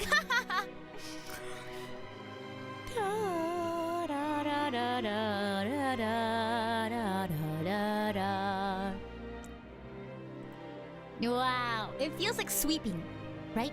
Almost. Not like sweeping like cleaning, but like a meadow that's very sweeping. You know what I mean? Wow. Like you just unlocked a new area of like a JRPG and it's really vast. Right here, I love this part. Wow. You're saving the world. Wow.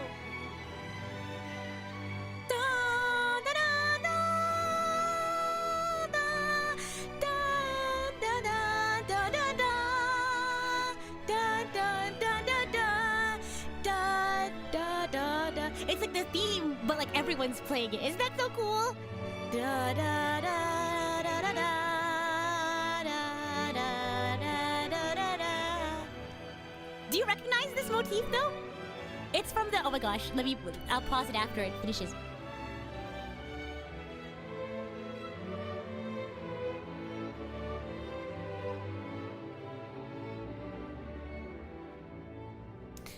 Do you remember what the quartet sounded like?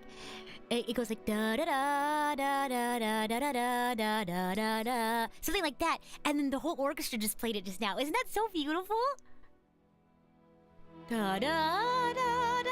Oh, wow.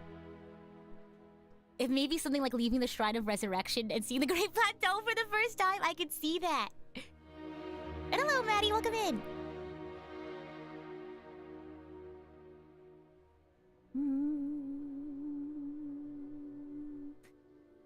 Wow. Whoa.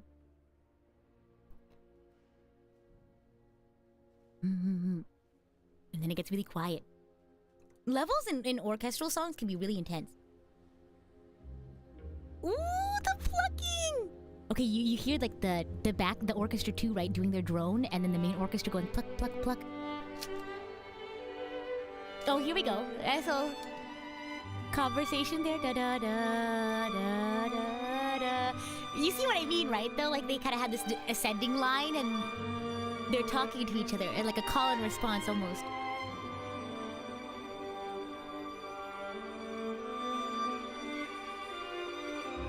So that's a viola and a violin. I remember playing this. This is actually a tough part, I think, for me.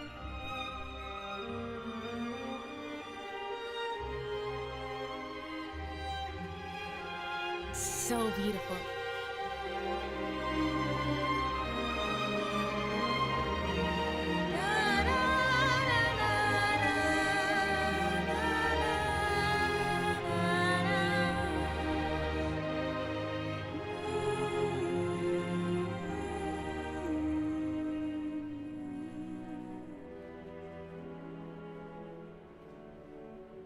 Wow. It feels like we're on a lake. Oh, I like that.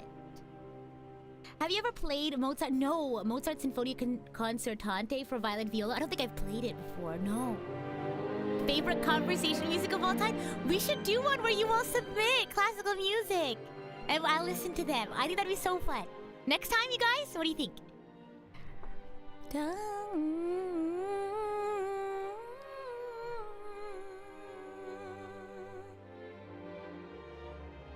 Wow.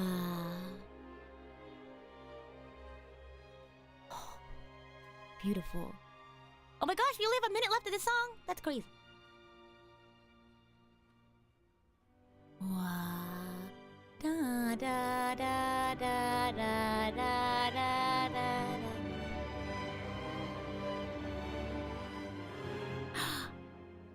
Beautiful. I like how it just cuts off there.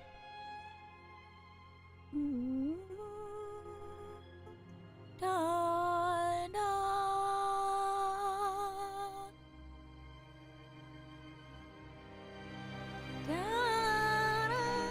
da, da, da.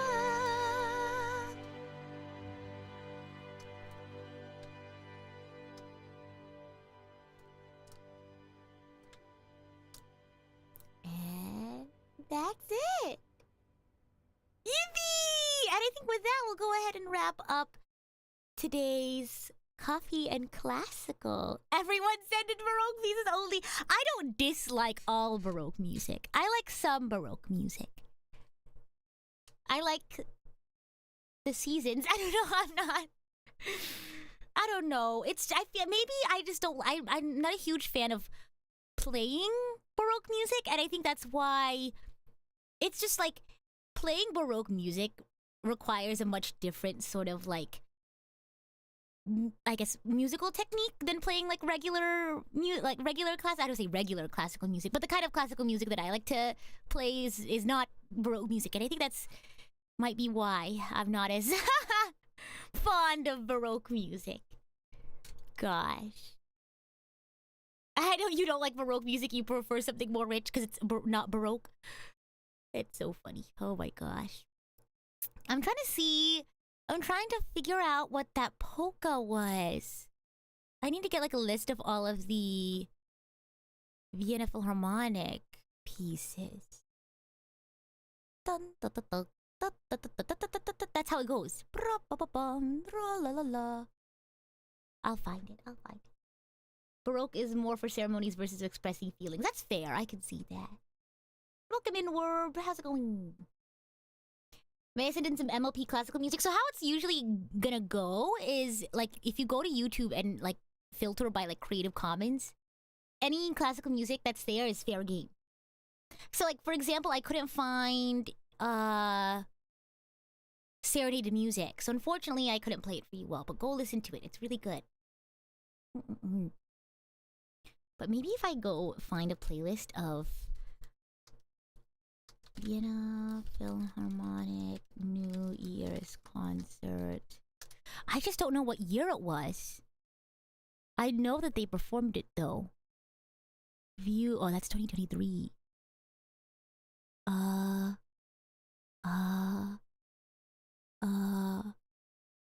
I guess I'll just have to go through every single year that they've done it. But they've done it so many times. Oh my gosh. I'll find it. Somehow.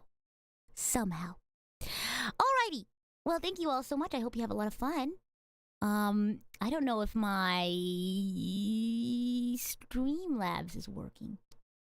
So, oh yeah, because remember my internet, my power went out for like 2 seconds at the beginning of the stream, so I think it reset everything. Oh well.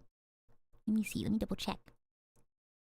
I guess I'll have to polka around the web to find it.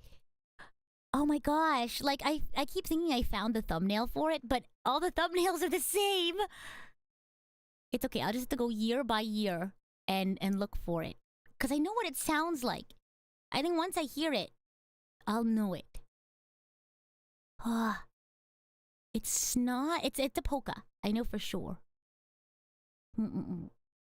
Demon Warrior, thank you so much for this super chat. Wait, let me find... I think I have to go get the rest of my super chats. Sorry. When I had to restart my computer, it removed my screen. So 1 second. Uno momento, por favor. Have you thought about investing in an interruptible power supply? Oh no, I don't know, but I don't know what that is. It's okay. I was able to recover it pretty quickly. Marco, thank you so much for the super chat. Very much appreciated. Thank you. Let's see what we're gonna raid into. Let's see. Let's check YouTube. I don't know, but what did you all think? Did you all have a favorite piece from today? Take a look at our set list. Did you all have a favorite piece? We should go raid Nami-chan. She's celebrating 2 years. Yeah, let's do that. That's an amazing idea. UPS is a good investment actually for your electronic devices. Interesting. Like the parcel service? I'm just kidding. Oh my gosh. I feel like I don't normally have like blackouts. It's just like a random once or twice a year kind of thing. It's a big battery. Oh, maybe I'll think about it. I feel like I don't normally have too many power issues. Okay, let me go ahead and raid into Nami. She's doing a 2-year celebration. Na na na na na na na. But yeah, let me know, what was your favorite piece today? You just missed the stream. No worries. Thanks for no problem being part of of being part of VOD Gang. That's A-okay. Thanks for stopping by, Uncle Red. I hope you enjoyed. I hope you all enjoyed. And then if we'll do this again in the future, here, let me actually go into my calendar and maybe like 2 weeks from now so you all can submit pieces. I think it'd be fun. We also need to do like a Thanksgiving celebration or something. I liked when we were guessing Peter and the Wolf animals. Oh my gosh, I would love to do more like, you know, educational like music stuff. Should I do like another, what should I do next time for lesson? Because I was thinking these could be just like casual listening stuff, but I could do more like, oh my gosh, I'm trying to think. Because I feel like I also already talked about Scheherazade, and that's like one of my favorite, like, I guess I could read up more on different kinds of classical music. I do have a book. Here it is. It's called Great Operas by an author named Ernest Newman, and it says the definitive treatment of their history, stories, and music. And this one actually has a really popular one. I think it's The Magic Flute is the one that this one has, and it basically talks about like the history surrounding the piece, and it talks about like different motifs, and it talks about the story of the opera, and it's really cool. So maybe I'll read it some more.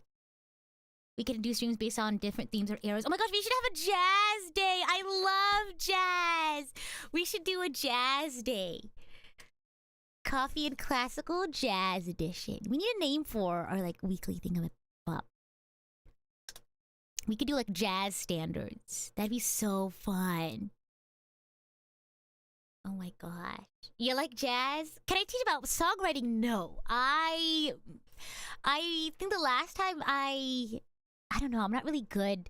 I remember studying like music theory at some point, and we had to do like part writing, and it was so tough. So if you want more of like a music theory sort of esque songwriting, maybe not. Maybe something more like creative I could do, like less theory based and more just like focused on like writing the lyrics and creative. Maybe, but I don't know. It's been a while since I've ever looked into like music theory stuff. But I'd love to do like a jazz standards one. I think that'd be fun. I just think music education is super important. I feel like music education is why I am the way I am today. I think playing an instrument taught me a lot of discipline, and like cooperation.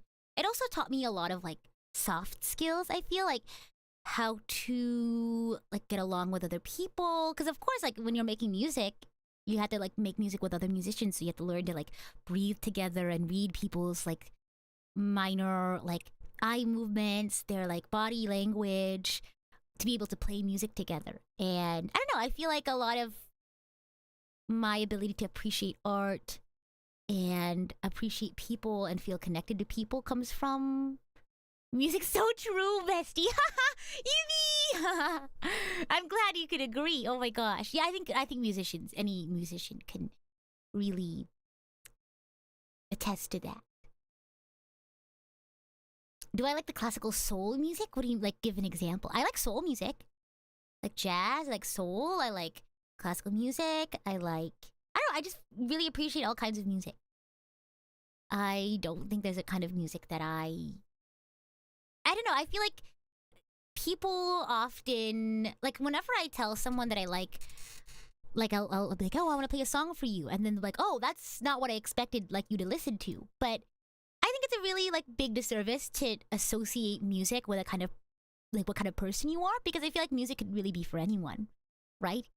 Like I know like one or two metal songs off the top of my head that I like, and they're like, oh, Rita, you don't seem like the kind of person who likes metal music. But I think as music, well, of course you have your preferences for music. Some you like more than others. Like I'm not a big fan of Baroque music, but I just think music is something that it's like it's what they say, the universal language. I think it's just a disservice to gatekeep music almost to like a certain kind of person or certain kind of lifestyle. I think, yeah, exactly. Music is such a vast, unlimited world of imagination, and its ability to connect people of all sorts, all walks of life, and all sorts of experiences is really cool.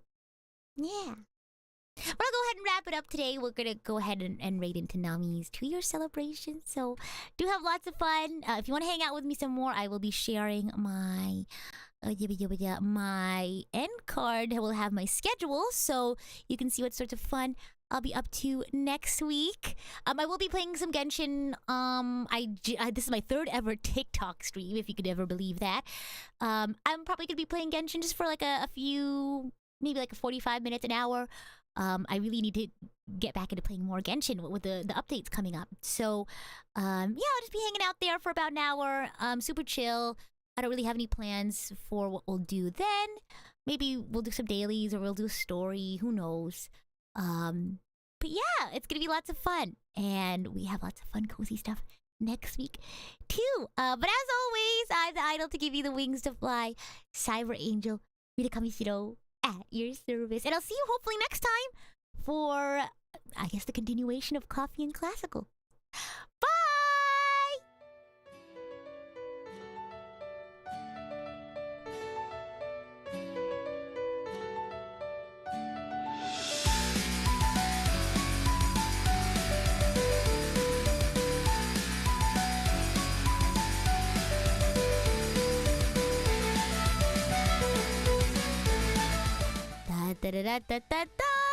So if you don't know already, so way back when I did a charity concert, and one of the milestones was that I would do a viola cover of a Genshin or Honkai Star Rail piece.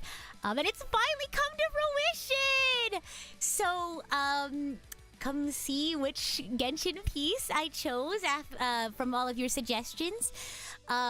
This is my first full viola cover. I'm kind of nervous. I'm not a professional violist, so I don't know. I listened to it. I'm like, it's not great, but I hope you all like it. I put a lot of work into it. I was like, whatchamacallit? I didn't have as much time to practice it as I thought I could around that time. But I put in as much as I could with the time that I had. And I don't know, I really like it. I think it's a fun piece.